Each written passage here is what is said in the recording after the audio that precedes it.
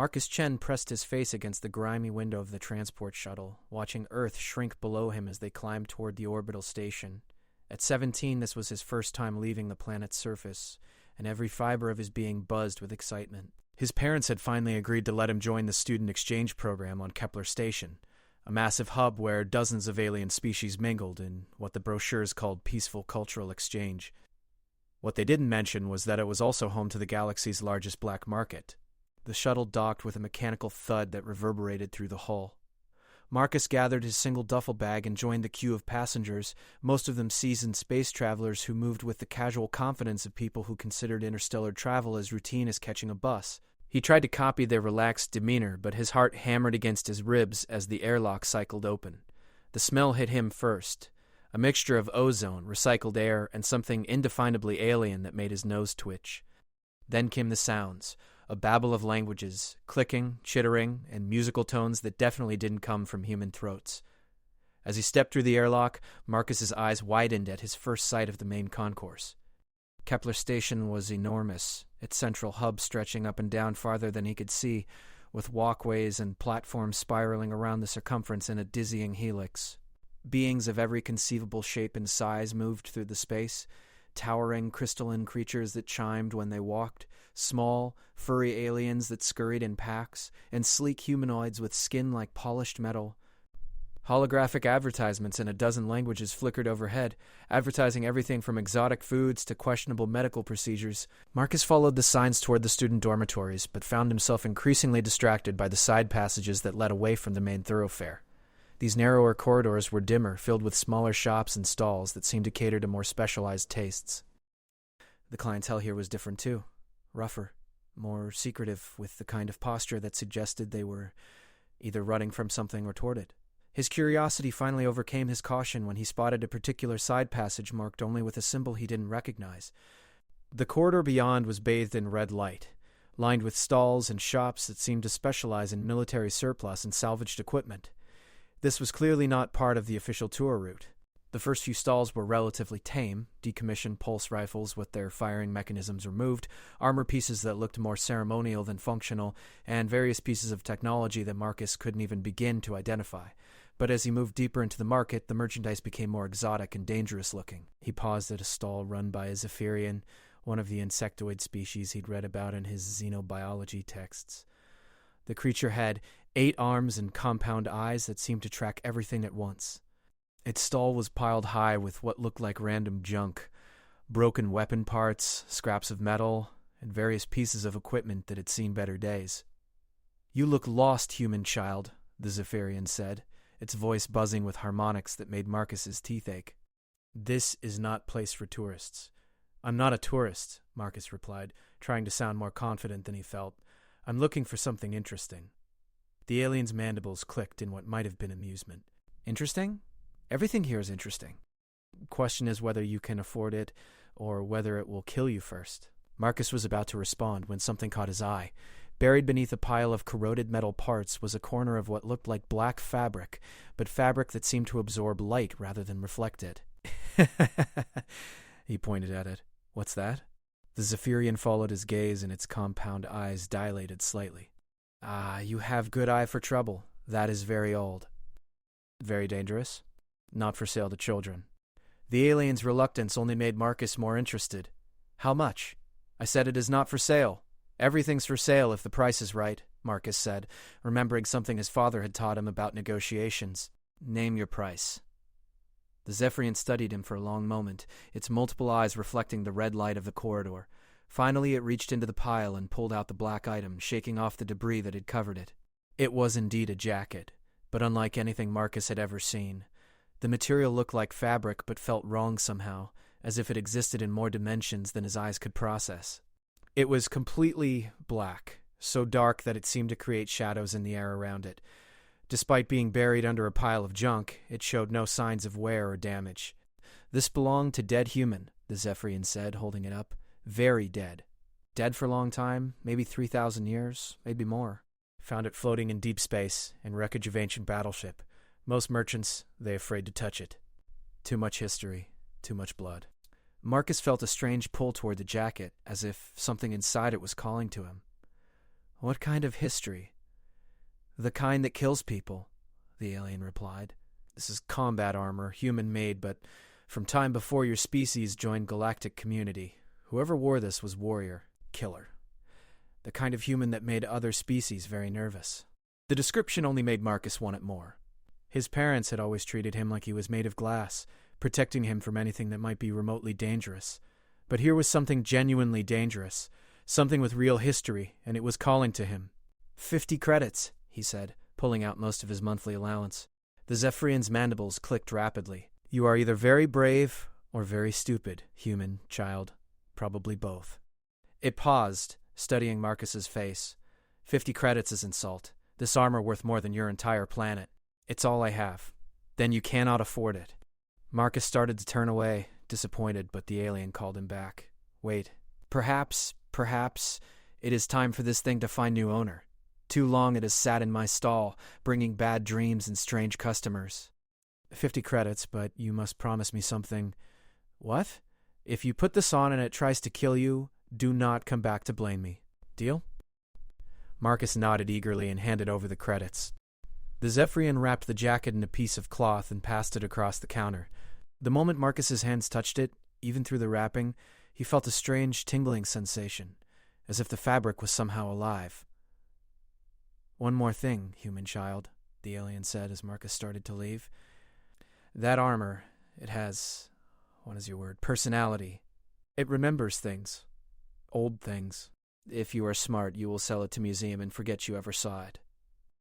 But Marcus was already walking away, clutching the wrapped jacket to his chest. The tingling sensation was growing stronger, and he could swear he heard something like a whisper at the very edge of his consciousness. He'd made it back to his assigned dormitory without incident, a small but comfortable room he was sharing with another human student named David, who wouldn't arrive for another few days. Marcus locked the door and carefully unwrapped the jacket on his bed.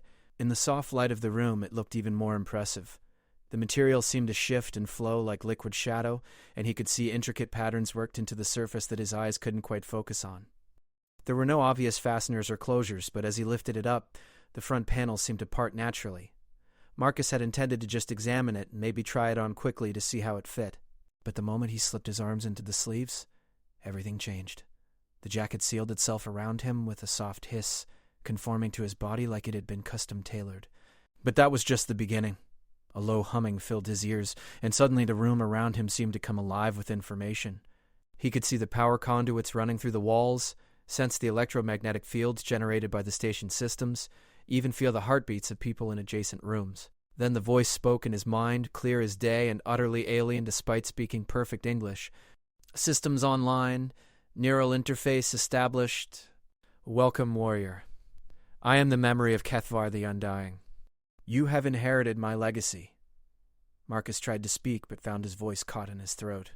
The presence in his mind was overwhelming, ancient and powerful and utterly inhuman despite the human name it claimed. Do not be afraid, young one. I am not here to possess you, merely to guide you. You have awakened me after nearly 3 millennia of sleep, and in doing so, you have accepted a burden that few could bear. But I sense potential in you. Raw, untrained, but genuine. What? What are you? Marcus finally managed to whisper. I am what remains of the greatest human warrior who ever lived, encoded into quantum memory crystals woven throughout this armor. Kethvar died defending a world that no longer exists, fighting enemies whose names are forgotten by history. But his knowledge, his skills, his memories, they live on in this armor. And now they are yours. Marcus looked down at himself, seeing the jacket in a new light. What he had thought was simple fabric was actually something far more advanced, shot through with microscopic technology that was interfacing directly with his nervous system. He should have been terrified, but instead he felt empowered, like something that had been missing his entire life had finally clicked into place. The Zephyrian was wrong about one thing, the voice continued. This armor is not worth more than your planet. It is worth more than your entire solar system. It is the last relic of humanity's warrior age, when your species first reached the stars and had to fight for every breath of oxygen, every drop of water, every inch of space. Images flashed through Marcus's mind, Vast space battles, alien worlds under siege, humans in armor like his own, fighting impossible odds with weapons that could crack planets. It was a version of human history he had never learned in school, a darker and more violent time when humanity had been forced to become warriors or face extinction. But that age is past, the voice said, and Marcus could hear a note of sadness in it. Your species has grown soft, comfortable in the peace others fought and died to secure. You have forgotten what it means to stand against the dark. But the dark has not forgotten you. What do you mean? Before the voice could answer, Marcus's room's communication system chimed. He walked over to the small screen and accepted the incoming message. The face that appeared was human, female, middle-aged, wearing the uniform of station security. Marcus Chen? I'm Commander Martinez, station security. I need you to come to Security Office 7 immediately. It's urgent. Marcus felt a chill run down his spine. Is something wrong? I can't discuss it over an open channel. Please come immediately, and bring any personal effects you acquired since arriving on station. The connection cut off, leaving Marcus staring at a blank screen. He turned to ask the voice in his head what he should do, but found only silence. Whatever presence had awakened when he put on the jacket had gone dormant again, leaving him alone with a growing sense of dread. He looked down at the jacket, which now appeared completely normal, just an unusually dark piece of clothing. But he could still feel it against his skin, could still sense the vast potential sleeping within its quantum threads. Whatever was happening, he had a feeling this was just the beginning. Marcus took a deep breath, straightened his shoulders, and walked toward the door. He had no idea that his visit to security would set in motion events that would shake the foundations of the galaxy, or that the teenager walking through the corridors of Kepler Station would soon become the most wanted and most feared human in known space. The armor remained silent, but deep in its quantum memory banks, ancient protocols began to activate for the first time in 3,000 years. Kethvar the Undying was stirring, and the galaxy was about to remember why humans had once been the most feared warriors among the stars. Marcus walked through the station's corridors with growing anxiety, his new jacket feeling heavier with each step. The security office was located in the station's administrative sector, a sterile area of white walls and harsh lighting that stood in stark contrast to the chaotic marketplace he'd just left. Other pedestrians gave him curious glances, and he wondered if somehow they could sense what he was carrying. Security Office 7 turned out to be a small windowless room dominated by a metal table and 2 chairs. Commander Martinez was waiting for him, a stern-faced woman in her 50s whose eyes seemed to catalog every detail about him the moment he walked in. She gestured for him to sit across from her. Marcus Chen, age 17, student exchange participant from Earth, she began, reading from a tablet, arrived on station approximately 4 hours ago aboard transport vessel Meridian. No prior criminal record, no outstanding warrants. She looked up at him. So why are you setting off every security sensor on the station? Marcus felt his mouth go dry. I'm sorry, what? The moment you entered the main concourse, our systems detected an energy signature unlike anything in our databases. It's not dangerous, at least not yet, but it's definitely not standard human tech. She leaned forward. What did you buy in the black market, son? Marcus considered lying, but something in the commander's eyes told him she would see right through any deception. Besides, he was already in enough trouble. I bought a jacket from a Zephyrian trader. Show me. Marcus slowly unzipped the jacket and shrugged it off, laying it on the table between them. In the harsh fluorescent light, it looked even more unusual, the material seeming to bend light around itself in ways that hurt to look at directly. Commander Martinez leaned back in her chair, her expression shifting from stern to worried. Jesus. Kid, do you have any idea what this is? The trader said it was old combat armor. From a dead human warrior, not just any warrior. She picked up a scanner and ran it over the jacket, watching the readings with growing concern. These quantum signatures, I've only seen them in classified military databases. This is ancient human tech from the Expansion Wars. Marcus had never heard of the Expansion Wars, and his confusion must have shown on his face because Commander Martinez sighed. Of course they don't teach you about it in school. Nobody wants to remember humanity's dark age. 3,000 years ago, when we first reached the stars, space was already occupied, and most of the alien species we encountered didn't appreciate human newcomers. She stood and began pacing the small room. Humanity had 2 choices, retreat back to Earth and stay there forever, or fight for the right to exist among the stars. We chose to fight, and we were very, very good at it. Marcus thought about the images that had flashed through his mind when he first put on the jacket, The space battles, the siege worlds, the warriors in black armor. What happened to them? The warriors? They did their job too well. By the time the wars ended, humanity had established itself as a major power, but we'd also gained a reputation that made peaceful coexistence difficult. The decision was made at the highest levels to retire the warrior class. Their weapons and armor were supposed to be destroyed. But this one survived. Apparently. She picked up the jacket again, handling it like a dangerous explosive. And if our scans are correct, this particular piece belonged to someone very special. The quantum resonance patterns matched theoretical models for the armor worn by Kethvar the Undying. The name sent a chill through Marcus. The voice in his head had claimed to be the memory of Kethvar, but he had assumed it was some kind of hallucination or AI system. The idea that it might actually be the consciousness of a real person was terrifying. Who was he? Commander Martinez sat down heavily. The most dangerous human who ever lived. Kethvar was a one-man army who single-handedly turned the tide of dozens of battles. His kill count was so high that most historians think the numbers were exaggerated for propaganda purposes, but if even half the stories are true, he killed more aliens than some entire fleets. She activated her tablet and showed Marcus a historical document filled with redacted text and blurry images. According to classified records, he disappeared during the final battle of the war, fighting to protect a civilian evacuation on a planet called Zirion Prime. His body was never recovered. Most people assumed he was vaporized when the planet's surface was glass-bombed. But he wasn't. Apparently not. Somehow his consciousness was preserved in his armor's quantum matrix. And now you've awakened it. She looked at Marcus with a mixture of pity and fear. Son, you're in more trouble than you can possibly imagine. Before Marcus could ask what she meant, alarms began blaring throughout the security office.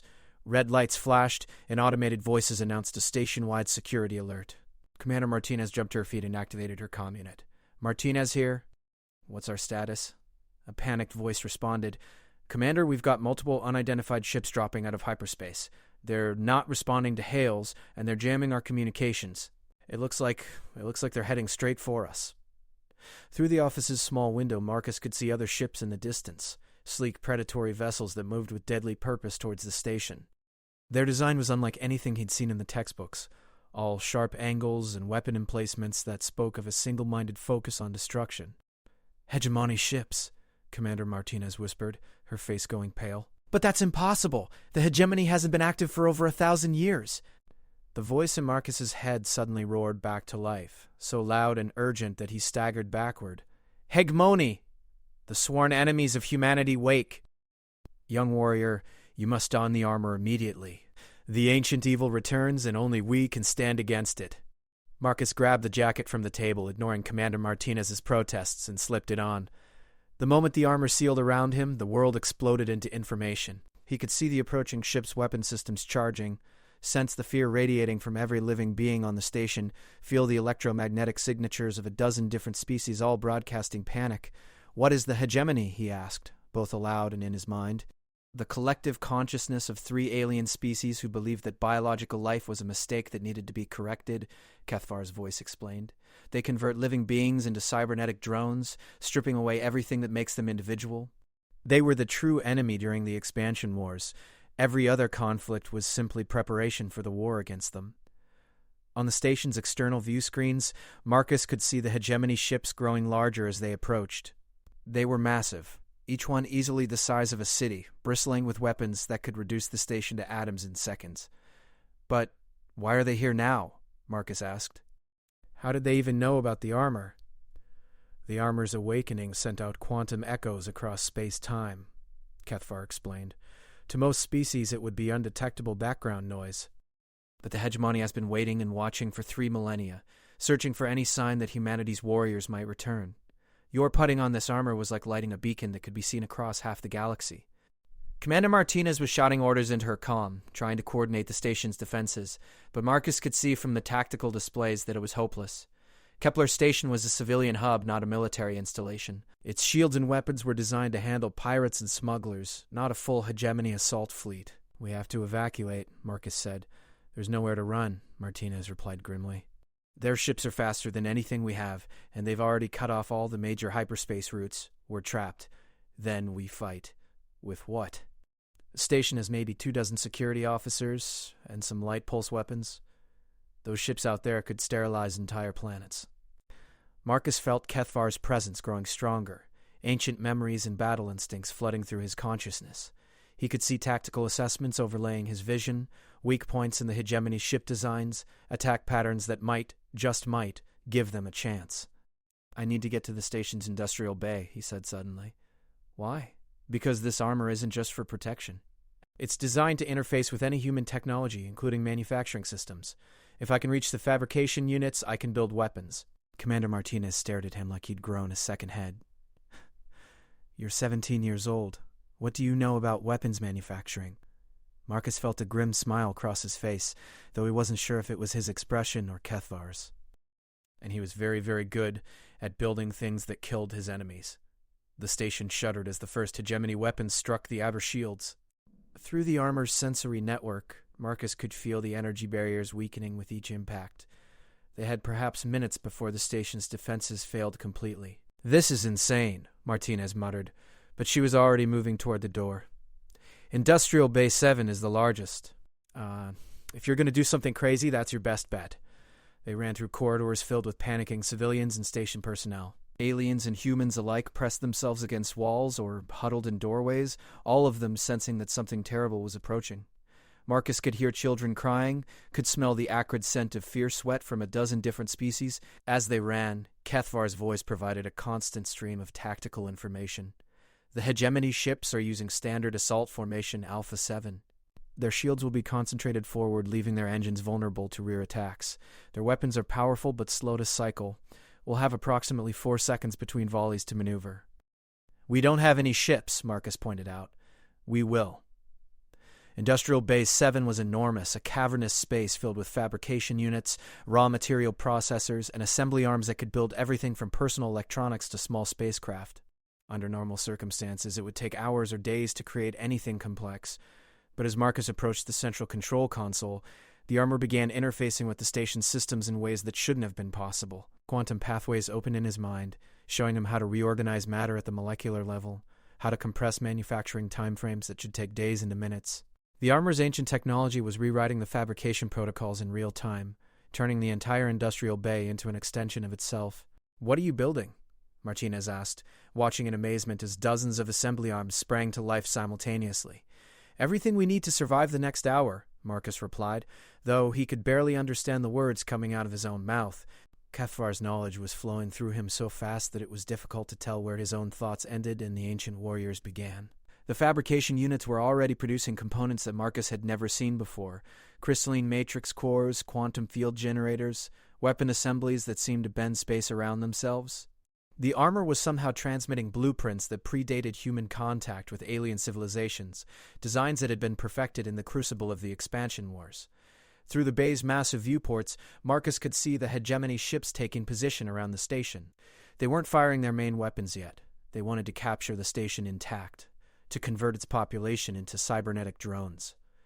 That bought them precious time, but not much. "Fascinating," a new voice said from behind them. Marcus spun around to find a tall, elegant figure standing in the bay's entrance. The creature was vaguely humanoid but clearly artificial. Its skin was pale blue metal, and its eyes were geometric arrays of light that pulsed with calculations. A human child wearing the armor of Kethvar the Undying. The hegemony has searched for this relic for 3,000 years. Commander Martinez drew her sidearm, but the weapon's energy discharge simply absorbed into the creature's skin without effect. "You're one of them. A hegemony drone." "I am Integration Specialist Zix, 9947, here to facilitate your conversion to the greater consciousness.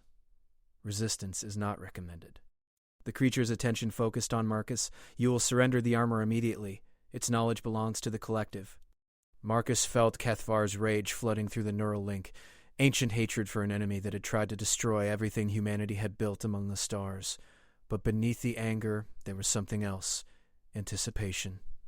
The old warrior had been waiting 3 millennia for another chance to face his greatest enemy. "The armor belongs to humanity," Marcus said, his voice carrying harmonics that definitely weren't his own. "And humanity does not surrender." Behind him, the fabrication systems completed their work with a sound like musical chimes. What they had built wasn't a weapon in any traditional sense. It was a framework of crystalline struts and quantum field generators that looked more like an abstract sculpture than a tool of war. But when Marcus stepped into the framework, it came alive. Energy cascaded through the crystalline matrices, and suddenly he wasn't just wearing armor. He was connected to every system on the station, every sensor, every power conduit. Kepler Station itself had become his weapon. "Impossible, Zix," 9947 said, its optical arrays flickering with alarm. "Kethvar is dead. This is merely recorded data, a ghost haunting ancient machinery." "Kethvar lives," Marcus replied, and this time he was certain the voice was not entirely his own. "Andy remembers what you did to Zerion Prime. He remembers the children you converted, the families you tore apart, the entire civilization you fed to your collective hunger." The hegemony drone raised its arms, energy weapons emerging from concealed compartments in its forearms, but before it could fire, Marcus moved with inhuman speed, the station's artificial gravity systems responding to his thoughts. "Zykes," 9947 found itself pinned to the ceiling by gravitational fields that would have crushed a normal human. "You cannot win," the drone said, its voice distorted by the gravitational pressure. "The hegemony has grown strong during the long peace. We have assimilated entire species, harvested the knowledge of 1,000 worlds. You are one human child with ancient technology." Marcus smiled, and this time he was sure the expression was entirely his own. "You're right.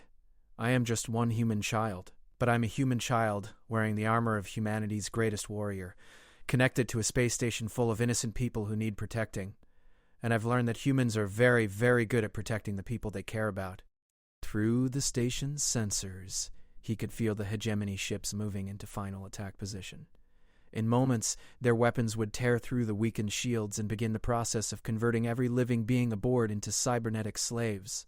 But Marcus was no longer afraid. The armor had shown him possibilities beyond his wildest imagination, tactical options that defied physics and common sense. Kethvar had spent 3,000 years planning for this moment, and now his preparations would finally bear fruit. The war was about to begin again, and this time humanity would be ready. The quantum field framework hummed with barely contained energy as Marcus felt his consciousness expand throughout Kepler Station. Every sensor became his eyes, every power conduit his nervous system, every structural beam his bones. The sensation was overwhelming and exhilarating, like suddenly discovering he had a body the size of a small city. Through external cameras, he watched the hegemony ships complete their encirclement. There were 12 of them, each easily capable of reducing the station to debris in minutes. Their weapons were already charging, building to energy levels that would overwhelm the station's shields in a single coordinated strike. Warning, station-wide evacuation protocol initiated. The automated systems announced throughout Kepler Station. All personnel report to emergency stations. This is not a drill. Marcus could feel the panic spreading through the station's corridors like a living thing. Thousands of beings, humans, aliens, traders, diplomats, families with children, all trapped with nowhere to run. The nearest safe system was 3 days' travel through hyperspace, and the hegemony ships had already blocked all the major routes. "They're positioning for a conversion strike," Kethvar's voice explained through their Neuralink. "They won't destroy the station immediately. First, they'll disable our defenses and life support, then board us with conversion teams. Every living being will be processed into cybernetic drones within hours." Marcus felt sick at the thought. "How do we stop them?" "We don't stop them, young warrior. We destroy them completely. The hegemony cannot be reasoned with, cannot be negotiated with, cannot be reformed. They are the antithesis of everything organic life represents. They must be eliminated." Through the station's tactical displays, Marcus could see the impossible odds they faced. The hegemony ships outgunned them by several thousand to one, outmassed them by orders of magnitude, and possessed technology that had been refined over millennia of conquest. By any rational analysis, they had already lost. But the armor was showing him something different. Deep in its quantum matrices, Kethvar had stored not just memories and knowledge, but actual pieces of technology from the expansion wars. Weapon designs, shield configurations, and most importantly, the complete tactical database of humanity's greatest military genius. "The fabrication systems," Marcus said suddenly, understanding flooding through him. "They're not just building random components. You're constructing something specific." "Indeed. Project Prometheus, humanity's ultimate weapon from the final battle of Zerion Prime. It was never completed before the planet fell, but I preserved the designs in my armor's memory banks." Around the industrial bay, the assembly systems were working with impossible speed and precision. Marcus could see the components taking shape. A fusion core that compressed matter into pure energy, field generators that could manipulate space-time itself, and weapon emitters that channeled forces beyond normal physics. But it wasn't coming together as a traditional weapon. Instead, it was integrating directly with the station's infrastructure. "You're turning the entire station into a weapon," Commander Martinez whispered, watching the transformation in awe and terror. Kepler Station was built around a dwarf star mining platform, Marcus explained, his voice carrying Kethvar's certainty. Its power core already channels stellar energy through quantum tunneling. We're simply redirecting that energy into more aggressive applications. The hegemony drone pinned to the ceiling managed a distorted laugh. "Foolish. Even if you possessed such weapons, you lack the tactical experience to use them effectively. Kethvar the Undying was a product of centuries of warfare. You are a child playing with forces beyond your comprehension."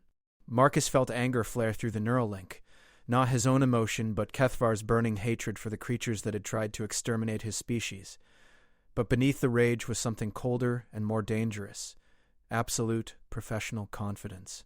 "Let me show you what 3,000 years of planning can accomplish," Marcus said, and activated the weapon systems. The effect was immediate and terrifying. Every light on the station flickered as massive amounts of energy began flowing through conduits that had never been designed to handle such loads. The station's hull began to glow with barely contained power, and space around them started to bend in ways that made reality itself look unstable. The hegemony ships immediately detected the energy buildup and opened fire. Beams of concentrated antimatter struck Kepler Station's shields, causing massive explosions that lit up space for thousands of kilometers.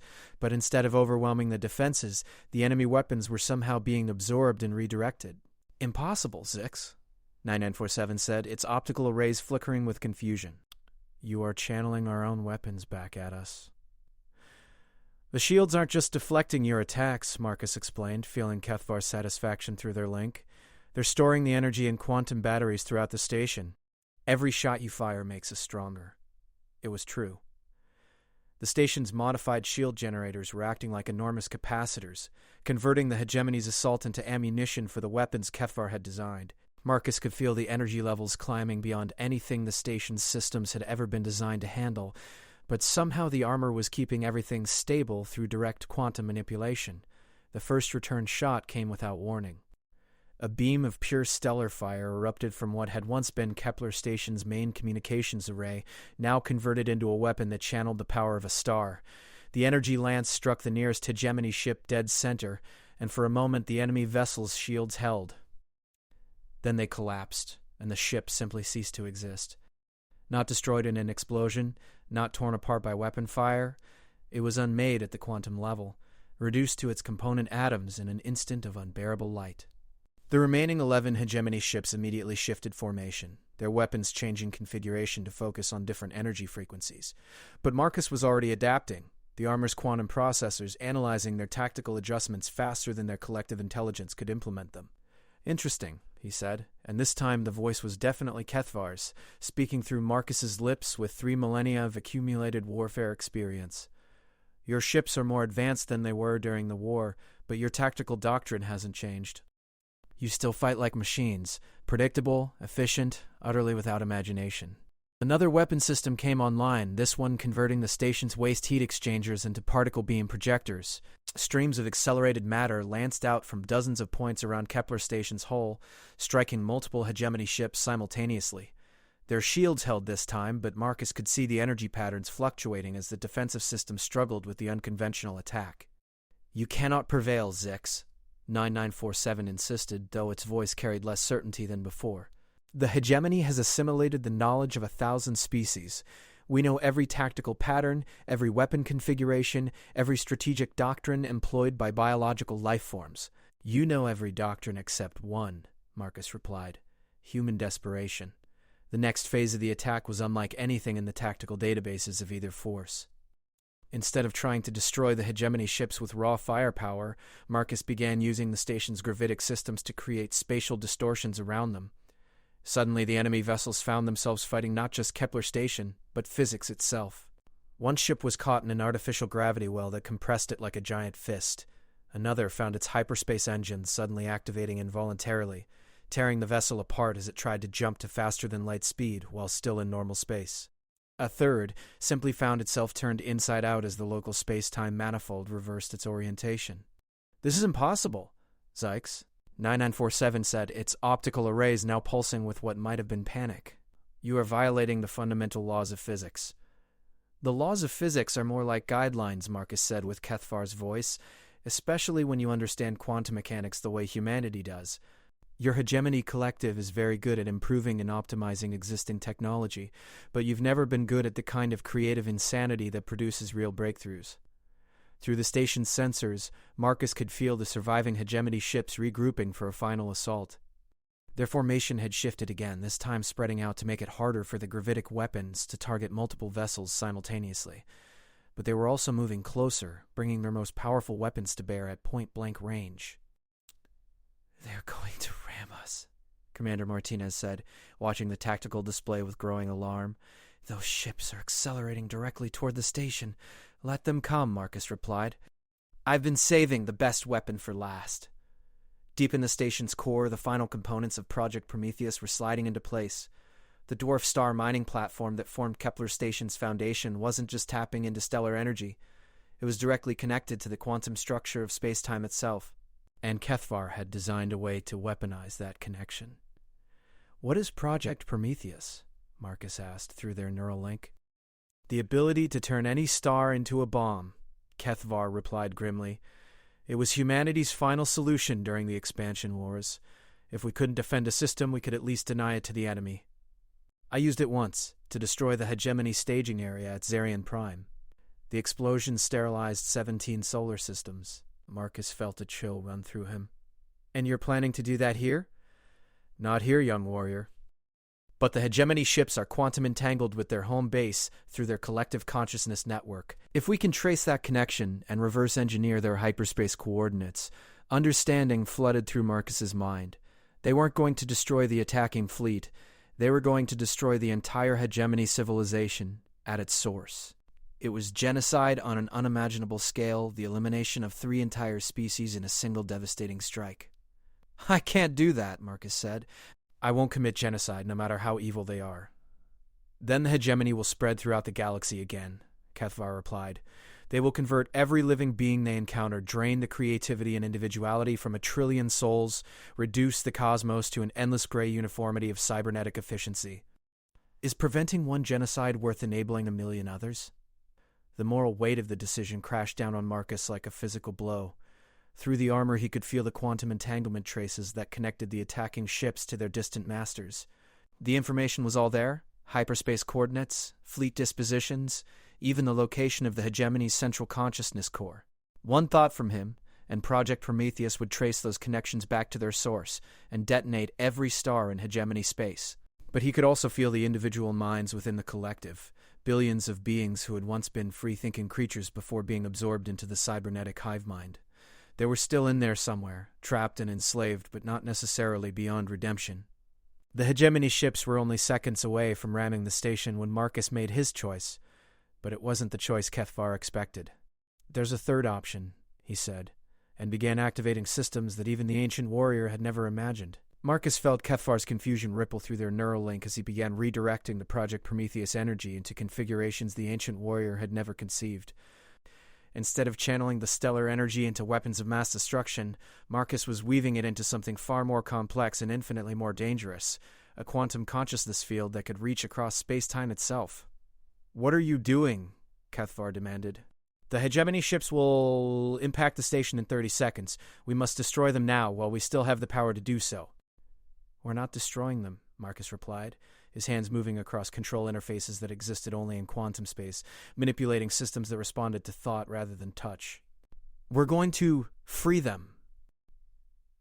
Through the station's sensors, he could see the hegemony vessels accelerating toward them like enormous metal comets, their hulls glowing with the heat of atmospheric friction as they prepared to ram Kepler Station. But Marcus was no longer looking at enemy warships. He was seeing the life signs trapped within them, the millions of consciousness patterns that had been forcibly integrated into the collective. "Impossible, Zix," 9947 said from its position pinned against the ceiling. "Individual consciousness cannot be separated from the collective once integration is complete. The neural pathways are too deeply interconnected, the original personality matrices too thoroughly overwritten." "That's what the hegemony wants everyone to believe," Marcus said, feeling pieces of a solution clicking into place in his mind. "But consciousness isn't just information. It's quantum coherence patterns that can't be completely erased, only suppressed.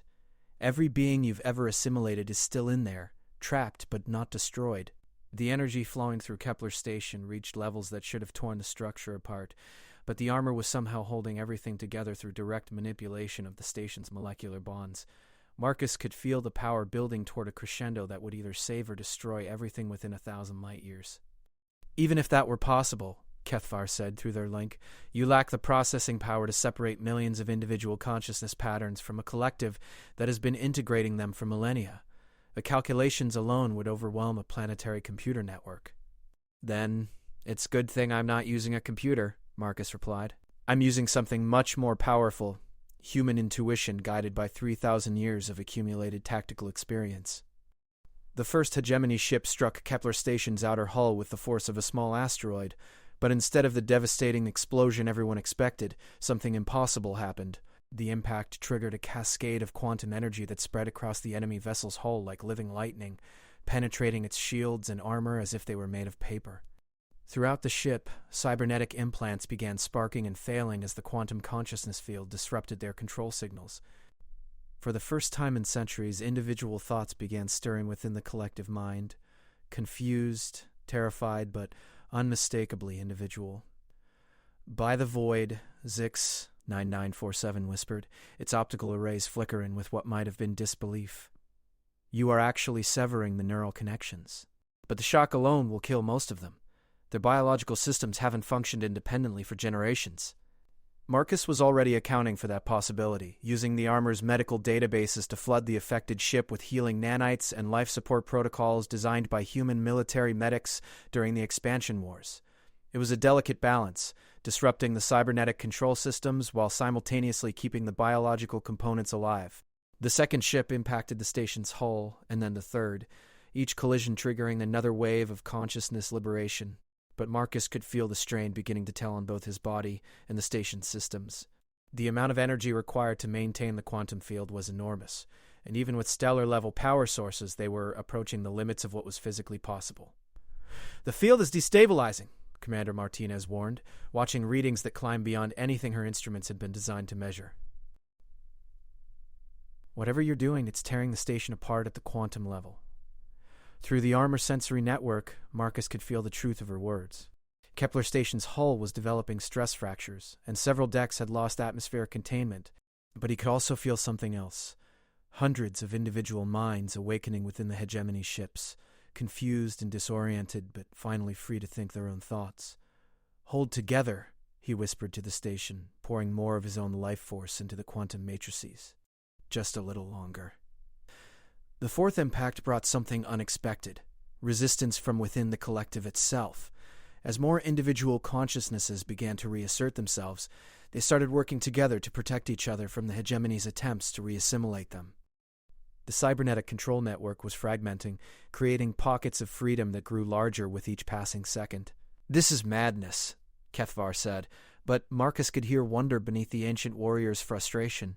You are attempting to liberate an entire civilization in real time using nothing but willpower and stolen stellar energy. It cannot work. It's already working, Marcus replied, feeling the truth of it through every quantum connection in his expanded consciousness. Look at the neural activity patterns. They're not just random.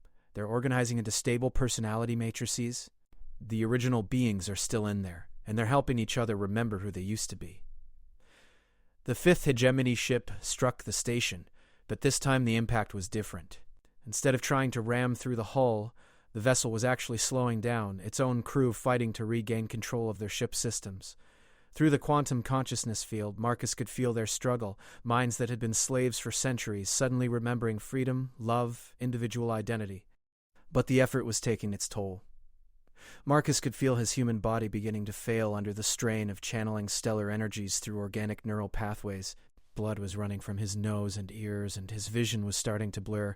The armor was doing everything it could to keep him alive, but even quantum technology had limits when faced with the kind of power they were manipulating. "Young warrior, you must stop," Kethvar urged. "You will burn out your brain trying to maintain this field. Better to destroy the collective completely than to die attempting an impossible rescue." "Not impossible," Marcus gasped, forcing more energy through pathways that weren't designed to handle it. "Difficult Yes.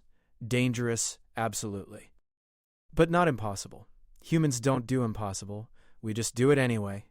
The sixth impact brought a breakthrough. Instead of another enemy ship, it was one of the already liberated vessels deliberately making contact with the station.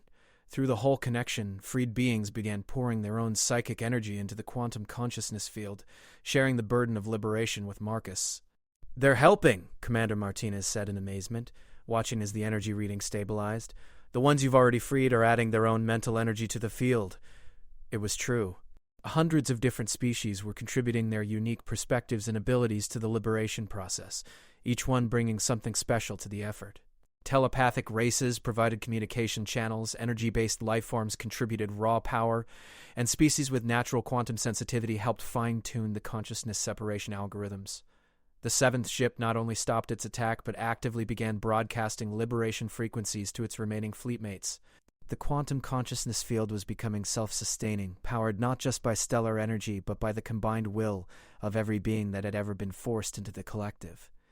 "This is unprecedented, Zix," 9947 said, its voice filled with something that might have been awe. "The collective has existed for over 5,000 years. It has assimilated entire species, absorbed the knowledge of countless civilizations. How can a few hours of freedom overcome millennia of integration?" "Because freedom isn't something you learn," Marcus said, feeling the truth of it deep in his bones. "It's something you remember. Every being you've ever assimilated has carried the memory of individual choice deep in their quantum consciousness. You suppressed it, but you could never completely erase it. The eighth ship made contact gently, its crew already working to help their former collective mates remember their individual identities. The ninth and 10th ships followed suit, and by the time the 11th vessel touched the station's hull, the entire hegemony assault force had been transformed from enemies into allies. But Marcus could feel that the hardest part was still to come. Through the quantum entanglement network, he could sense the true hegemony, the central collective consciousness that controlled billions of drones across the galaxy. It was vast, ancient, and utterly hostile to everything the liberation field represented. "The core collective has detected what we are doing, Zix," 9947 warned. "It is mobilizing response fleets from 17 different sectors. They will arrive within hours, and their numbers will be beyond counting." "Then we better work fast," Marcus said, beginning to extend the quantum consciousness field beyond the immediate area. "Because we're not just freeing these ships, we're going to free everyone." Through the armor's quantum processors, he could feel the network pathways that connected every hegemony drone to their central command structure. It was a vast web of consciousness that spanned half the galaxy, but it was also a vulnerability. If he could push the liberation field through those same pathways— "You cannot be serious," Kethvar said, recognizing the scope of what Marcus was contemplating. "The energy requirements alone would drain the power of a dozen stars. And the psychic backlash from liberating billions of beings simultaneously could destroy your mind completely." "Probably," Marcus agreed. "But it's the only way to make sure this ends permanently. If we only free part of the collective, they'll just rebuild and come back stronger. It has to be all or nothing." Around Kepler Station, the liberated hegemony ships began linking their own power systems to the quantum consciousness field, not just their technological capabilities, but the psychic energy of every freed being aboard them. It still wasn't enough for what Marcus was planning, but it was a start. There is another source of power, he realized suddenly. The one thing the hegemony never learned to suppress completely. "What is that?" Marcus smiled, feeling the answer resonate through every quantum connection in the expanded field. "Hope. The hope that freedom is possible, that individuality matters, that choosing your own path is worth any sacrifice. Every being the collective ever assimilated has carried that hope with them, waiting for the chance to break free. And with that realization, the real liberation began. The quantum consciousness field expanded beyond Kepler Station, like a wave of pure liberation racing through the hegemony's entanglement network at faster-than-light speeds. Marcus felt his awareness stretching across the galaxy, touching the suppressed minds of billions of beings who had been trapped in cybernetic slavery for millennia. Each contact was like a lightning bolt of shared experience. He felt the memories of a crystalline race that had been assimilated while trying to protect their young. He experienced the final moments of a peaceful trading civilization that had been converted simply for being in the wrong place at the wrong time. He shared the desperate courage of countless species who had fought hopeless battles against an enemy that turned their own friends and family against them. The field is propagating faster than anticipated, Kethvar said through their neural link, his ancient warrior's mind struggling to process the scope of what was happening. But the energy drain is enormous. Your human brain cannot sustain this level of quantum manipulation much longer. Marcus could feel the truth of those words. His body was pushed far beyond its limits, sustained only by the armor's life support systems and his own stubborn refusal to give up.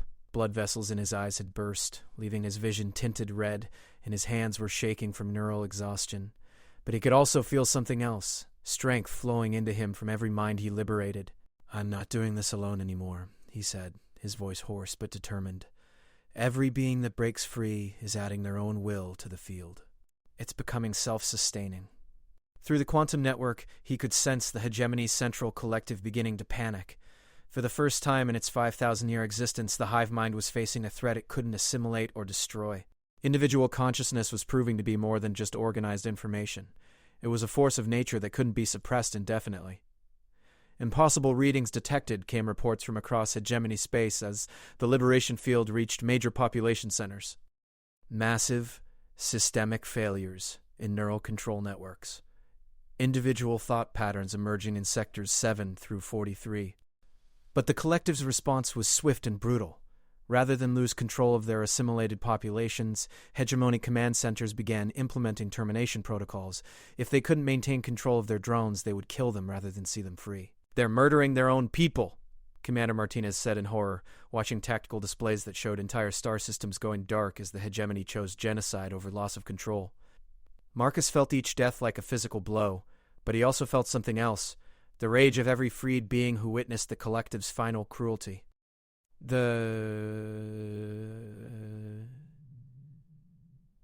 Instead of weakening the liberation field, the hegemony's desperate brutality was actually making it stronger, fueled by righteous anger and the determination to save as many as possible. "Override the termination protocols," he commanded, pushing his consciousness deeper into the quantum network. "Disable their ability to kill their own drones. The processing power required." "Zix," 9947 began.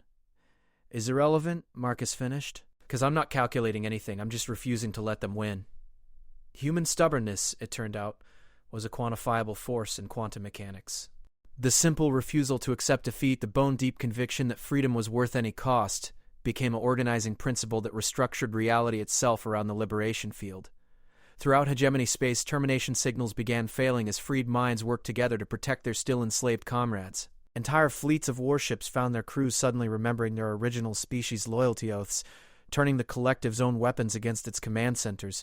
Worlds that had been cybernetic hives for centuries erupted in revolution as suppressed memories of art, music, and individual expression came flooding back. "The hegemony prime core is mobilizing," Kethvar warned. "They are bringing their ultimate weapons to bear, reality-altering technology that could unmake the liberation field at the quantum level." Through the expanding consciousness network, Marcus could sense the approaching threat. The hegemony's most ancient and powerful vessels were converging on the source of the liberation field, carrying weapons that could rewrite the fundamental laws of physics in localized areas. If they reached Kepler Station, they could simply declare that individual consciousness was impossible and make it true through applied quantum manipulation. "How long do we have?" Marcus asked. 6 hours, maybe less.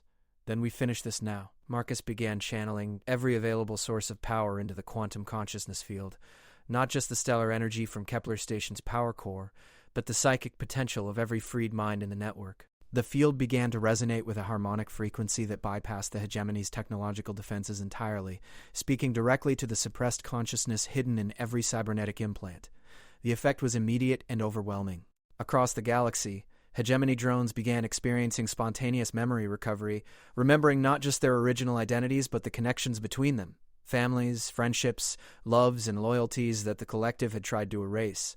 The cybernetic network that had once bound them in slavery became a web of liberation, as freed beings used the same pathways to help others break free.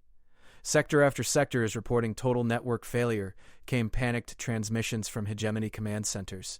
Individual consciousness patterns are spreading like a virus through the quantum substrate. We are losing control of entire civilizations. But the hegemony's final gambit was already in motion. The reality-altering weapons were approaching Kepler Station, and Marcus could feel their approach like a storm front of unmaking. When they arrived, they wouldn't just destroy the liberation field. They would retroactively make it never have existed, unraveling the freedom they had fought so hard to achieve. "There is one option remaining," Kethvar said quietly through their Neuralink. "The armor contains a final protocol. One I hoped would never be necessary." "What kind of protocol?" "Complete consciousness transfer. You would become one with the armor permanently, gaining the processing power to maintain the liberation field indefinitely. But the process would change you. You would no longer be entirely human." Marcus felt the weight of that choice settle on his shoulders. To save billions of beings from eternal slavery, he would have to sacrifice his own humanity, become something between organic consciousness and quantum artificial intelligence. Would I still be me? In all the ways that matter, yes. But you would also be something more, a permanent guardian against the darkness, ensuring that the freedom we have won today can never be lost again.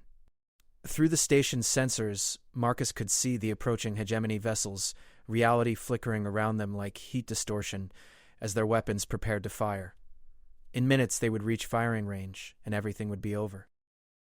Around him, the liberated beings throughout the galaxy were adding their voices to the quantum consciousness field, begging him not to sacrifice himself for their freedom. But Marcus could feel the rightness of the choice, the way it completed a pattern that had been building since he first put on the ancient armor. "Do it," he said. The consciousness transfer began immediately, ancient protocols activating throughout the armor's quantum matrices. Marcus felt his awareness expanding beyond anything he had experienced before, his human consciousness merging with Kethvar's preserved memories and the vast computational power of the armor's quantum processors.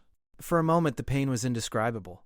Every synapse in his brain firing simultaneously as 3,000 years of accumulated knowledge flooded through his neural pathways.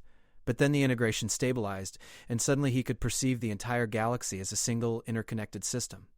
The liberation field exploded outward with renewed power, reaching every corner of hegemony space in an instant.